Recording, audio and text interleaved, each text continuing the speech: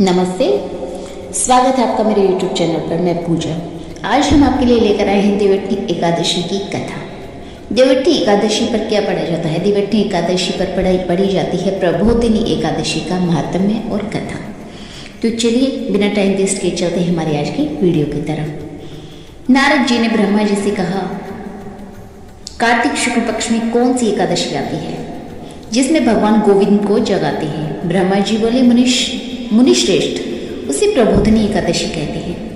प्रबोधिनी एकादशी के दिन प्रबोधिनी एकादशी का महात्म्य व्रत में जरूर पढ़ना चाहिए। इससे पापों का नाश होता है और पुण्य की वृद्धि होती है और उत्तम बुद्धि वाले पुरुषों को मोक्ष मिलता है। इसे देवोत्नी एकादशी भी कहते हैं।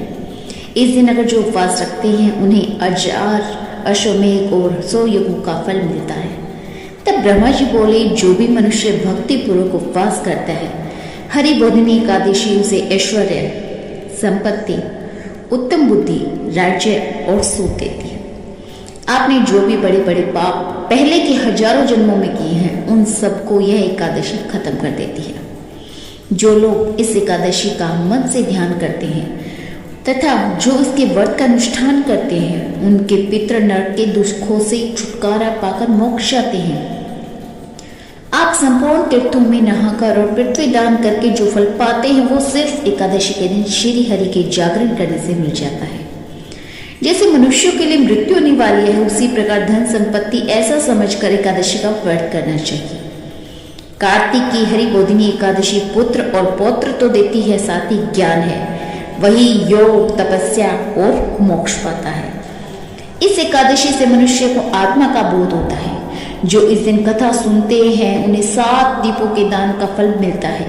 जो कथावाचक की पूजा करते हैं उन्हें भी उत्तम लोक मिलता है। कार्तिक मास में जो तुलसी से भगवान की पूजा करता है, वो 10,000 जन्मों के पाप क्षमा करा लेता है। जो कार्तिक में वृंदा का दर्शन करता है, वो 1000 युग तक वैकुंठ में निवास करते हैं। जो तुलसी की जड़ में जल डालते हैं, वो निसंतान नहीं रहते। उनका वंश फलता फूलता है। जिस घर में तुलसी होती है, वहाँ सर्प नहीं आते हैं। जो तुलसी के पास श्रद्धा से दीप जलाते हैं, वो उनके हृदय में दिव्य चक्षु का प्रकाश होता है। वो शालिग्राम को चरणोतिक में तुलसी मिलाकर पीते हैं। जो अकाल मृत्यु को नहीं पाते हैं, उनकी व्याधियां नष्ट हो जाती हैं, उनका पुनर्जन्म नहीं होता है। जो चातुर्मास में मौन धारण करते हैं, उन्हें सोने और तिल का दान करना चाहिए।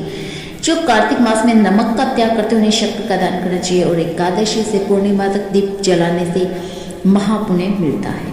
इस दिन नदी के तट पर दीप जलाने चाहिए। इस एकादशी पर यह महात्म्य सुनने से अनेक गोदान के बराबर फल मिलता है। अब हम सुनेंगे कथा। एक राजा के राज्य में सभी लोग एकादशी का व्रत रखते थे। एक दिन किसी दूसरे राज्य का एक व्यक्ति राजा के पास आकर बोला, महाराज कृपा करके मुझे नौकरी पर रख ले। तब राजा ने शर्त थी कि ठीक है, रख लेते हैं, लेकिन एकादशी पर तुम्हें अन्न नहीं मिलेगा। एकादशी के दिन जब उसे फलाहार का सामान दिया गया तो वह राजा के सामने गिड़गिड़ाने लगा, मैं तो भूखा मर जाऊंगा, मुझे अन्न दे दो। राजा ने उसे शर्त की बात याद दिलाई, पर वह अन्न छोड़ने को राजी नहीं हुआ।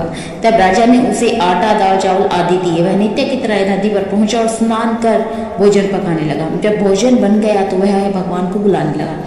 बोला, भोजन तैयार है। उसके बुलाने पर पीताम्बर धारण किए भगवान चतुर्भुज रूप में आ पहुंचे और प्रेम से उनके साथ भोजन करने लगे। भोजन करके भगवान अंतर्धान हो गए, वह अपने काम पर चला गया। यह थी कथा। तो इसी के साथ हम वीडियो गाइड करेंगे। मिलेंगे बहुत जल्द एक नई वीडियो के साथ, नए टॉपिक के साथ। अगर आपको वीडियो पसंद आई हो तो लाइक और शेयर करना ना भूलिए, और अगर आपने अभी तक चैनल को सब्सक्राइब नहीं किया है तो चैनल को सब्सक्राइब करें। मिलेंगे बहुत जल्द। नमस्ते, राधे राधे।